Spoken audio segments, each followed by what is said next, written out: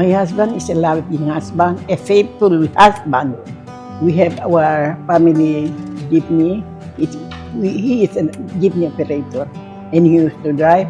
We have 3 units and that is his business. But later on, we retired and we sold for our jeepney and we had Pasanangka Hardware. Ya gusto yo kunere kay Jerry kunere, debe ya kami uno y otro durante yamong vida.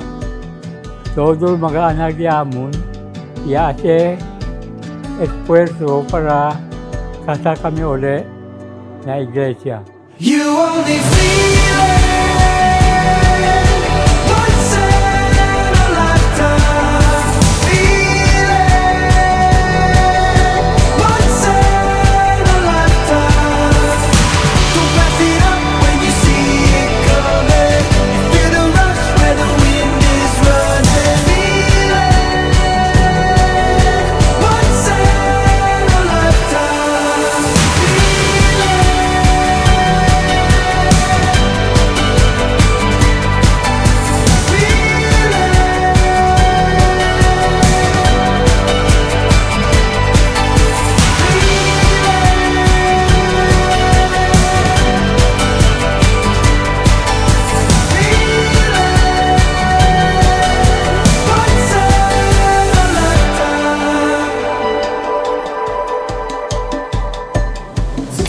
Years of love, of partnership, of shared joys and tears, laughters, and lessons learned, and above all, these 66 years are 66 years of grace, gracia.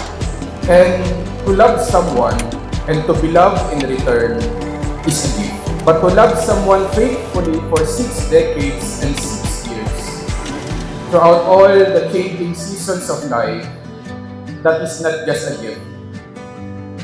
It is a miracle. It is a vocation. It is a sacrament.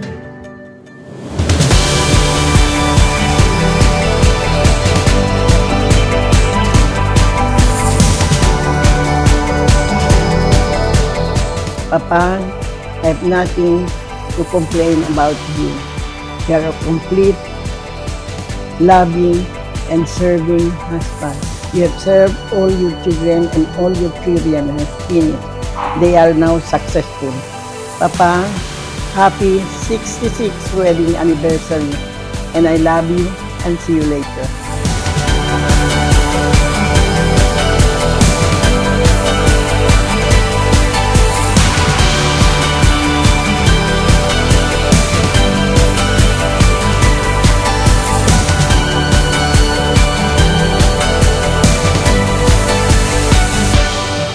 Mami, kasi kita aragdaw juntos, kakasa kita uli na vida.